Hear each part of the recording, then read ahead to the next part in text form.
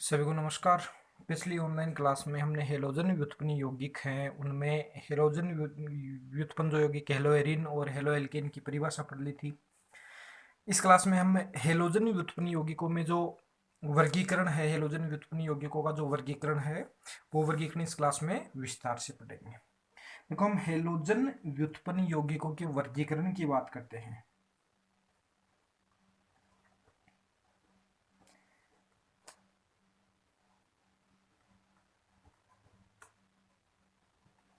यौगिकों का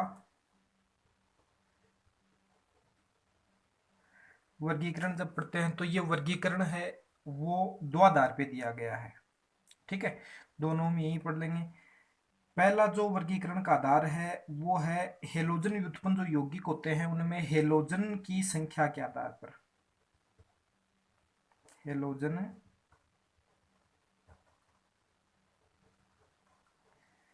परमाणुओं की संख्या के आधार पर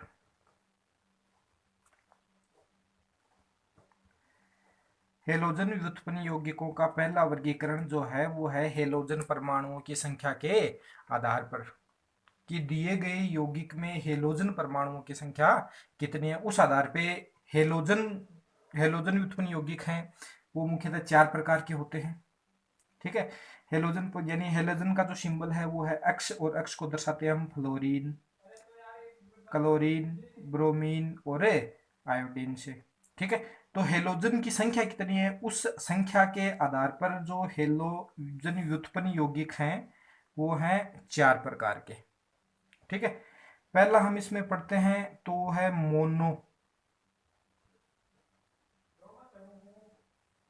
मोनो हेलोजन व्युत्पन्न। ठीक है, दूसरा जो है वो है डाई हेलोजन व्युत्पन्न। तीसरा जो है वो है ट्राई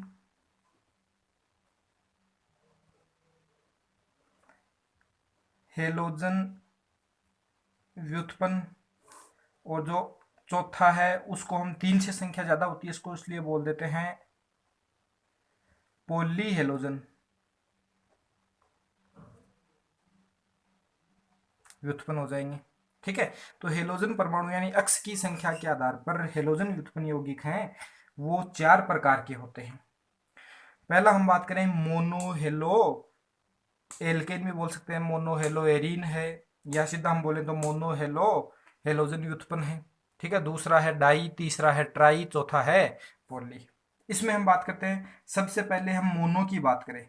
ठीक है, तो मोनो का मतलब है, मोनो कौन से कहलाएंगे, मोनो का मतलब होता है एक।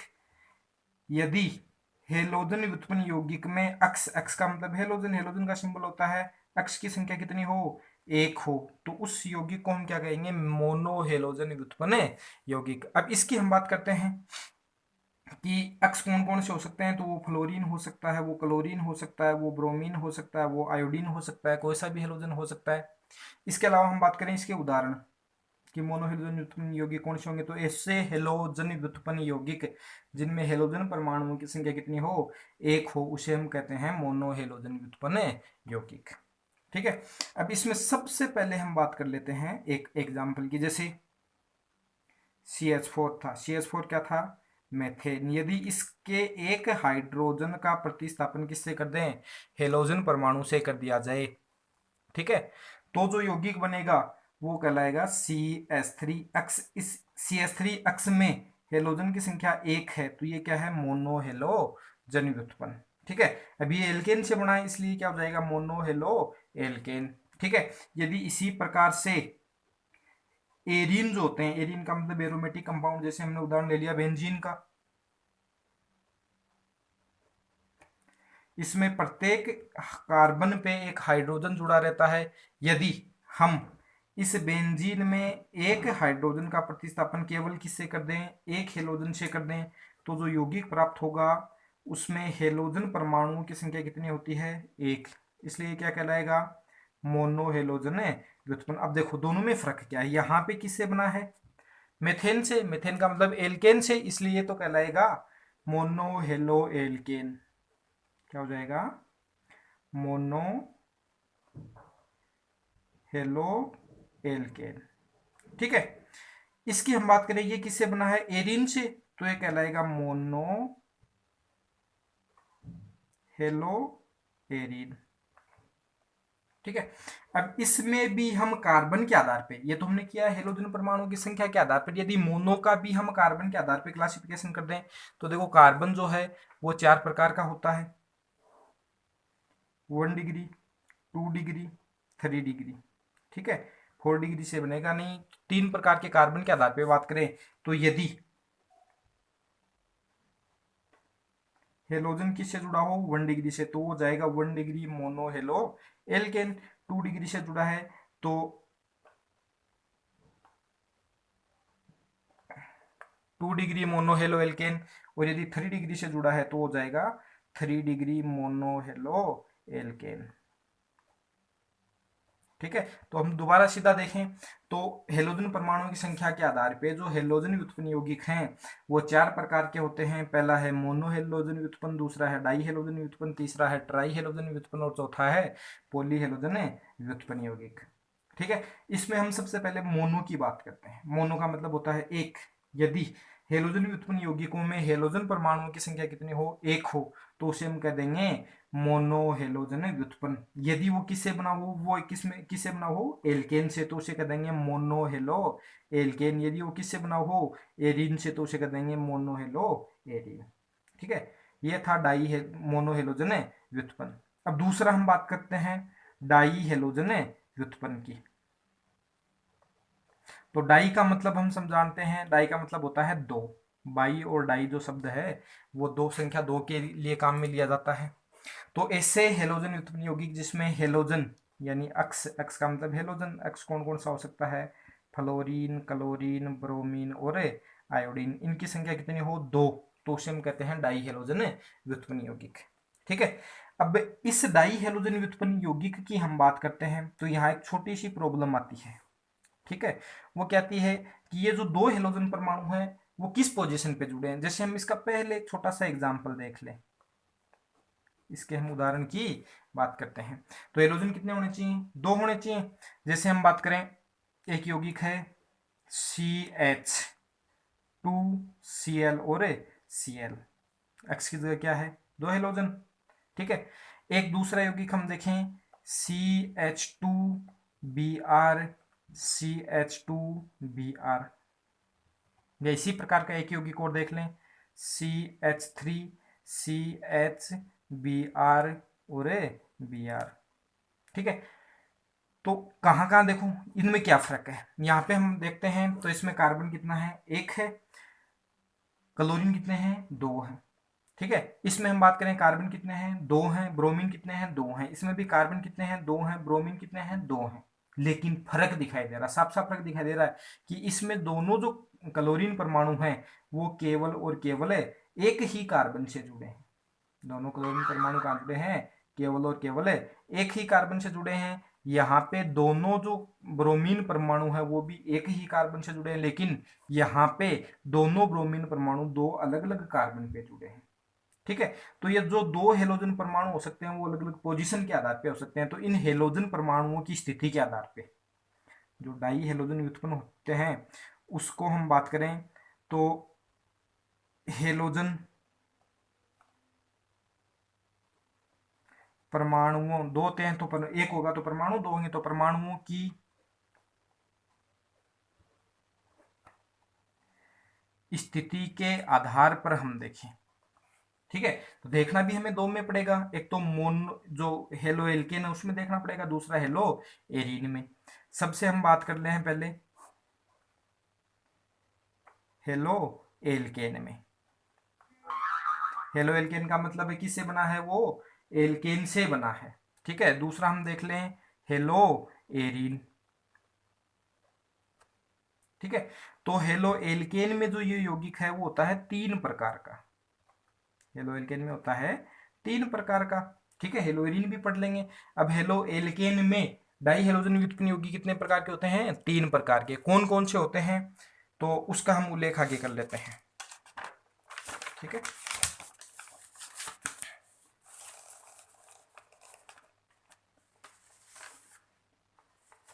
सबसे पहले हम बात करें हेलो एल्केन में। हेलो एल्केन में जो डाई हेलोजन है, या सीधा हम बोल सकते हैं डाई हेलाइड हैं, वो दो प्रकार के हो सकते हैं, सॉरी तीन प्रकार के हो सकते हैं। पहला हम बात करें जेम डाई हेलाइड, ठीक है। दूसरा जो होता है वो होता है विस डाई हेलाइड, और तीसरा जो होता है वो होता है एल्फा ओमेगा डाई हेलाइड। तो हेलो एल्केन में जो डाई हेलोजन व्युत्पन्न वो कितने प्रकार के हो गए? तीन प्रकार के। सबसे पहले हम बात करें जेम डाई हेलाइड। तो जेम डाई हेलाइड क्या होता है, विस डाई हेलाइड क्या होता है, एल्फा ओमेगा डाई हेलाइड क्या होता है, इनका हम विस्तार पूर्वक जब अध्ययन करते हैं तो सबसे पहले हम देखते हैं जेम डाई हेलाइड, ठीक है। तो जेम शब्द की हम बात करें तो जेम शब्द बना है जेमिनल से। जेमिनल उनके लिए प्रयुक्त किया जाता है जिसमें सेंटर या केंद्र जो है वो कितना हो, केवल एक ही हो, यानी दो एक से अधिक परमाणु का केंद्र कितना हो, एक, उसके लिए क्या लेते हैं, जेम डाई हेलाइड, ठीक है। विष की हम बात करें तो विष बना है विसिनल से, और विसिनल का हिंदी में शाब्दिक अर्थ जो होता है वो होता है पड़ोसी, या हमको पड़ोसी को हम कहते हैं निकटवर्ती, ठीक है। ये शब्द हैं। सबसे पहले हम बात करते हैं जेम डाई हेलाइड की, ठीक है। तो जेम डाई हेलाइड क्या होते हैं, जेम या जेमिनल इसको बोल सकते हैं हम। जेम डाई हेलाइड वे होते हैं, डाई हेलाइड का मतलब कितने हेलोजन हो, दो हेलोजन। दोनों हेलोजन यदि एक ही केंद्र यानी एक ही कार्बन से जुड़े हों, परिभाषा में इसकी लिखें, यदि दोनों, एक्स का मतलब है हेलोजन, हेलोजन परमाणु एक ही कार्बन, या इसको हम बोल सकते हैं केंद्र से जुड़े हों, ठीक है। यानी ऐसे डाई हेलाइड जिसमें दोनों हेलोजन परमाणु है वो एक ही केंद्र या एक ही कार्बन से जुड़े हुए, उन्हें हम कहते हैं जेम डाई हेलाइड, ठीक है। जैसे उदाहरण की हम बात करें, पीछे हमने देखा था कि ये यौगिक है, इसमें दोनों हेलोजन परमाणु है वो एक ही कार्बन से जुड़ा है, इसमें दोनों हेलोजन परमाणु है वो एक ही कार्बन से जुड़ा है, इसलिए इसको हम बोल देंगे जेम डाई हेलाइड। उदाहरण लिख सकते हैं जैसे CH2 Cl और Cl, दोनों हेलोजन परमाणु एक ही कार्बन से जुड़े हैं। दूसरा हम देखें CH3 CHBr और Br, इसमें भी दोनों हेलोजन परमाणु हैं वो एक ही से जुड़े हैं। तीसरा हम देखें CH3 CBr, ठीक है, हेलोजन कोई सा भी हो सकता है। CH3, इसमें भी दोनों एक ही से जुड़े हैं, एक ही केंद्र है, एक ही कार्बन है, तो ऐसे यौगिक क्या कहलाएंगे, जेम डाई हेलाइड कहलाते हैं, ठीक है। दूसरा हम बात करते हैं विसिनल। विसिनल का मतलब होता है पड़ोसी। अब देखो इसमें हमें पता है कि विस डाई हेलाइड में हेलोजन परमाणु कितने हों, दो, दो होते हैं। यदि दोनों कहां जुड़े हों, पड़ोसी कार्बन पे या निकटवर्ती कार्बन, लिख सकते हैं यदि दोनों, एक्स का मतलब हेलोजन परमाणु निकटवर्ती कार्बन पे जुड़े हो, निकटवर्ती कार्बन से जुड़े हों, तो उसे हम क्या कह देंगे, विसिनल या विस डाई हेलाइड। उदाहरण की हम बात करें, इसके उदाहरण देखें तो देखो CH2 CH2, दो कार्बन है, दोनों एक दूसरे के निकटवर्ती हैं, दोनों पे क्या जोड़ दें, Cl, तो हेलोजन कितने हैं, दो हैं, डाई हेलाइड है, लेकिन दोनों कहाँ जुड़े हैं, पास पास वाले कार्बन पे, इसलिए इसको क्या कर देंगे, विस डाई हेलाइड। और देखें हम CH3 CHBr CH2 Br, तो यहाँ पे भी हम देख पा रहे हैं कि दोनों जो हेलोजन परमाणु हैं वो निकटवर्ती कार्बन से जुड़े हैं, इसलिए इसको क्या कर देंगे हम, विस, तो ये विस है और ये है जेम, ठीक है। और तीसरा जो प्रकार है वो है एल्फा ओमेगा, ठीक है। अब एल्फा ओमेगा के जो अलग अलग पब्लिकेशन की जो पुस्तक होती है उसमें अलग अलग मतलब निकलता है, लेकिन हम दोनों को एक जगह ही पढ़ लेते हैं, ठीक है। डाई हेलाइड मतलब कितने हेलोजन परमाणु हो, दो। अब वो कहाँ कहाँ वो देखना है हमें, यदि यदि दोनों हेलोजन परमाणु, यदि दोनों हेलोजन परमाणु निकटवर्ती कार्बन पर न होकर, निकटवर्ती कार्बन पर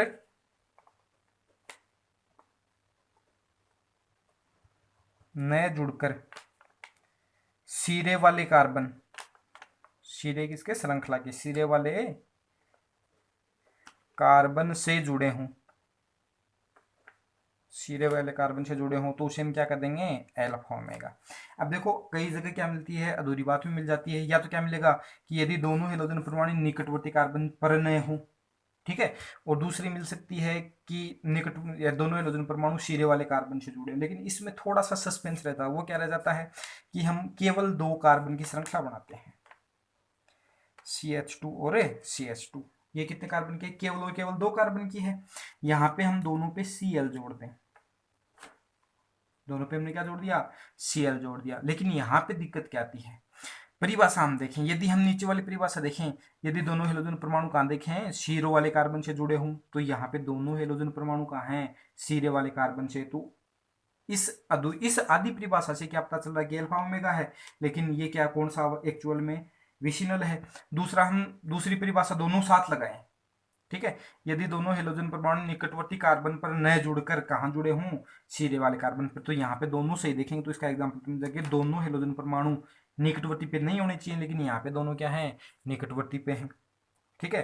तो ये कौन सा नहीं है, ये अल्फा ओमेगा नहीं है। अल्फा ओमेगा मतलब है कि सिरे पर भी, सिरे पर होने चाहिए और निकटवर्ती पे न हो। जैसे एक उदाहरण देख लें इसका, CH3 sorry CH2 CH2 CH2 CH2 Br और Br। यहाँ पे देखो, न तो ये जेम है, न विष है। विष कब होता, जब दोनों निकटवर्ती पे होते।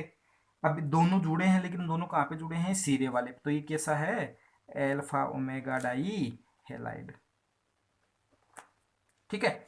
ये किस में है, हेलो एल्केन में। तो हेलो एल्केन में डाई हेलाइड कितने प्रकार के होंगे, 3 प्रकार के, जेम डाई हेलाइड, विष डाई हेलाइड और एल्फा ओमेगा डाई हेलाइड। यहाँ पे हम बात करें जेम कौन सा होता है, यदि दोनों हेलोजन परमाणु कौन से एक ही कार्बन पे जुड़े हों, तो उसे कहेंगे हम जेम डाई हेलाइड या जेम डाई हेलो एल्केन, ठीक है। दोनों कहाँ जुड़े हों, निकटवर्ती कार्बन पे, तो उसको हम कहेंगे विष डाई हेलाइड या विष डाई हेलो एल्केन, या फिर एल्फा ओमेगा डाई हेलाइड या alpha omega die halo alkane, ठीक है। इनकी हम बात करें तो ये तो किस में है, हेलो एल्केन में, ठीक है। अब हम बात करते हैं हेलो एरीन में, डाई पढ़ रहे हैं हम, ठीक है। तो हेलो एरीन की हम बात करें, हेलो एरीन क्या होता है, जब एरोमेटिक कंपाउंड जो होते हैं, एरोमेटिक कंपाउंड के एक या अधिक हाइड्रोजन परमाणुओं का प्रतिस्थापन हेलोजन से करते, तो उसे कहते हैं हेलो एरीन। अब उसमें भी हमें परमाणु की संख्या आधार पे पढ़ना, तो हेलो एरीन भी परमाणु की संख्या के आधार पे 4 प्रकार के हो सकते हैं, मोनो, डाई, ट्राई और पोली। यहाँ पे हम देखें, ये हेलो एरीन है और इसमें कितने हैं, 2 हैं। इसका मतलब ये कैसा है, डाई। लेकिन इसमें देखो, हमें थोड़ा सा पता है कि जो बेंजीन वलय होती है, इस बेंजीन वलय में प्रत्येक कार्बन परमाणु समान होता है, यानी बॉन्ड लेंथ है, बॉन्ड एंगल है, ठीक है, बॉन्ड ऑर्डर है, वो सारे के सारे क्या होते हैं, समान। इसमें किसी प्रकार की कोई पोजीशन नहीं होती है। लेकिन यदि क्या कर दें, इसमें हम एक हेलोजन जोड़ दें या कोई भी समूह जोड़ दिया, जैसे हमने जेड जोड़ दिया, जेड कोई भी समूह हो सकता है, उस समूह के सापेक्ष, उस समूह के सापेक्ष ये जो दोनों पोजीशन है वो कहलाती हैं ऑर्थो। दोनों तरफ से पहले नंबर की, दोनों नंबर तरफ से दूसरे नंबर की पोजीशन क्या कहलाएंगी, मेटा पोजीशन, ठीक है। और जस्ट सामने वाली पोजीशन वो कहलाती है पेरा पोजीशन, ठीक है। यानी जब बेंजीन वलय पे कोई भी समूह नहीं जुड़ा हो, तब बेंजीन वलय के सभी कार्बन परमाणु समान होते हैं, उस पर कोई पोजीशन लागू नहीं होती है। लेकिन यदि बेंजीन वलय पे हम कोई भी समूह है जेड जोड़ दें, तो उस समूह के सापेक्ष दोनों अगली पोजीशन है वो तो कहलाती है ऑर्थो पोजीशन, उनसे अगली वाली कहलाती है मेटा पोजीशन, और उनसे अगली वाली कहलाती है, यानी जस्ट समूह के सामने क्या कहलाती है, पेरा। एक पोजीशन और रह गई, वो कौन सी है, जहां पे जेड समूह है जुड़ा है, उस पोजीशन का भी एक नाम होता है और वो है इप्सो। हालांकि ये कहीं काम में नहीं आती है, लेकिन जानकारी के लिए थोड़ा बता दें, इस पोजीशन को बोलते हैं इप्सो, पास वाले दोनों को बोलते हैं ऑर्थो, से आगे वाली मेटा और सामने वाली पेरा। तो यहाँ पे हम इनके पोजीशन के आधार पे हेलोरीन में डाई हेलो जो डाई हेलाइड है वो पढ़ेंगे। जैसे ये बेंजीन है, ये मोनो हेलोएरिन हो गया, क्योंकि एक ये तो मोनो, दो जोड़ दिया, दूसरा यहाँ पे जुड़ा है, यानी दोनों जो परमाणु हैं वो एक दूसरे की 1-2 पोजीशन, इसको 1 दे तो ये 2, इसको 1 दे तो ये 2, 1-2 पोजीशन, यानी इस समूह के सापेक्ष, इस समूह के सापेक्ष ये ऑर्थो पे जुड़ा है और इसके सापेक्ष ये ऑर्थो पे, तो ऐसे को हम बोलते हैं ऑर्थो। ऑर्थो को दिखा दिया ओ से, डाई हेलो एरिन, ठीक है। तो ये डाई का वर्गीकरण हो गया। यदि दोनों समूह है, दोनों हेलोजन परमाणु एक दूसरे की मेटा, इसके सापेक्ष देखो ये ऑर्थो, ये इप्सो, ऑर्थो ये मेटा, मेटा पे जुड़ा है, इसके सापेक्ष देखें तो इसके लिए ये इप्सो, ये ऑर्थो, ये मेटा, दोनों एक दूसरे की मेटा पे जुड़े हैं तो क्या हो जाएगा, मेटा डाई हेलोएरिन, इतने प्रकार के हो सकते हैं। और यदि दोनों एक दूसरे की कौन सी पोजीशन पे हो, पेरा पे, इसके लिए इप्सो, ऑर्थो, मेटा और पेरा, तो जगह पेरा डाई हेलो एल्केन, ठीक है। तो जो डाई हेलो जन्य व्युत्पन्न है वो हेलोएरिन में भी कितने प्रकार के हो गए, 3 प्रकार के, और हेलो एल्केन में 3 प्रकार के हो गए, हेलोएरिन में भी 3 प्रकार के हो गए, ऑर्थो डाई, मेटा डाई और पेरा डाई, ठीक है। तो हेलोजन व्युत्पन्न का हेलोजन परमाणु की संख्या के आधार पर 2 प्रकार का वर्गीकरण हो गया। हम बात करते हैं अब तीसरे प्रकार के वर्गीकरण की, ठीक है। तीसरा देखें तो हेलोजन परमाणुओं की संख्या के आधार पे तीसरा कौन सा हो जाएगा, ट्राई हेलोजन व्युत्पन्न।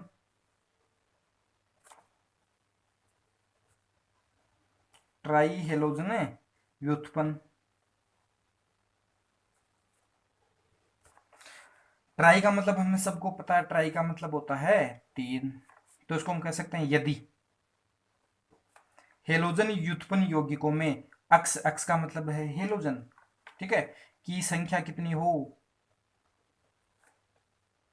3 हो, संख्या कितनी हो, 3 हो, तो उसे हम क्या कर देंगे, ट्राई हेलोजन व्युत्पन्न। अब इसमें भी हम देख सकते हैं, हेलो एल्केन में अलग देख सकते हैं, हेलोएरिन में अलग देख सकते हैं। हेलो एल्केन का मतलब चक्रीय हाइड्रोकार्बन, हेलोएरिन का मतलब चक्रीय हाइड्रोकार्बन, ठीक है। जैसे एग्जाम्पल की हम बात करें, CHCl3, ठीक है, CHBr3, CHI3, यहाँ पे हम बात करें तो इन तीनों एग्जाम्पलों में हेलोजन परमाणु की संख्या कितनी है, 3 है, ये हमें पढ़ने आगे, ठीक है। और भी हो सकते हैं हेलो एल्केन को जरूरी नहीं, लेकिन यहाँ पे इस प्रकार के यौगिक हमें पढ़ने हैं, ठीक है। तो ये क्या है, ट्राई हेलोजन उत्पन्न, इनकी एक विशेषता, और इनको हम क्या कहते हैं, यदि ट्राई हेलो एल्केन में, ट्राई हेलो एल्केन में कार्बन की संख्या तो हो 1 और हेलोजन की संख्या हो 3, तो उसी प्रकार के यौगिकों को हम बोलते हैं हेलोफोरम। क्या बोलते हैं, हेलोफोरम। हेलो का मतलब कोई भी हेलोजन परमाणु हो सकता है, यदि क्लोरीन हो तो नाम क्या हो जाएगा,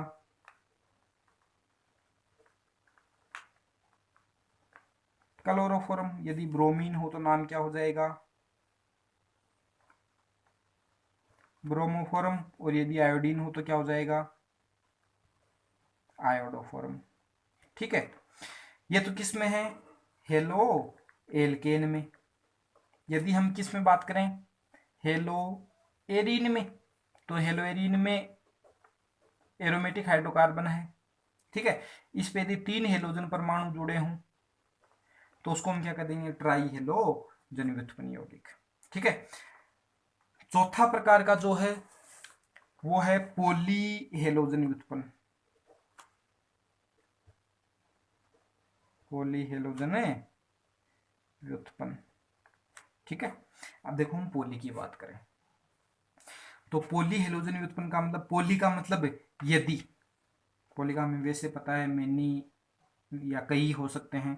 यदि हेलोजन परमाणु की संख्या, तो 3 तक तो हमने पढ़ लिया कि संख्या 3 से अधिक हो, यानी 3 से क्या हो, ज्यादा हो, तो उसे क्या कह देंगे हम, पॉली हेलोजन व्युत्पन्न यौगिक कह देंगे। इसके कुछ कंपाउंड है, जैसे BHC होता है, ठीक है, लिंडेन के नाम से जो बाजार में मिलता है BHC, ठीक है।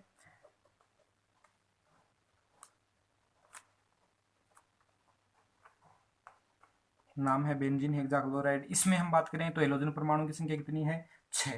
3 से ज्यादा होगी तो ये किस प्रकार का है, पॉली हेलोजन व्युत्पन्न, ठीक है। दूसरा हम बात करें तो जैसे एक कार्बन के साथ हमने 4 Cl जोड़ दिए, तो ये क्या हो गए, 4 हो गए। तो पॉली या पॉली को हम बोल सकते हैं टेट्रा, इसमें 4 है तो टेट्रा, इसमें 6 है तो इसको हेक्सा बोल सकते हैं, ठीक है। इसका स्पेसिफिक नाम है कार्बन टेट्राक्लोराइड, जिसको हम शॉर्ट में बोल सकते हैं CTC, ठीक है, या कार्बन टेट्राक्लोराइड, टेट्राक्लोरो कार्बन जो भी है। तो ये वर्गीकरण है, ठीक है। हम दोबारा शुरू से देखें तो देखो, हेलोजन व्युत्पन्न यौगिकों के वर्गीकरण की बात करें तो हेलोजन परमाणु की संख्या के आधार पर दिया गया है पहला, ठीक है। हेलोजन परमाणु की संख्या के आधार पे कितने प्रकार का होता है, 4 प्रकार का होता है, मोनो, डाई, ट्राई और पॉली। मोनो का मतलब एक, यदि हेलोजन परमाणु की संख्या 1 हो, ठीक है, वो हेलो एरिन में हो सकता है, हेलो एल्केन में हो सकता है। 2 हो तो हेलो एल्केन में तो 3 अलग अलग प्रकार के हो जाएंगे, ठीक है। हेलो एल्केन की तो बात करें तो जेमिनल, विशिनल और एल्फा ओमेगा, और हेलो एरिन में ऑर्थोडाई, मेटाडाई और पैराडाई।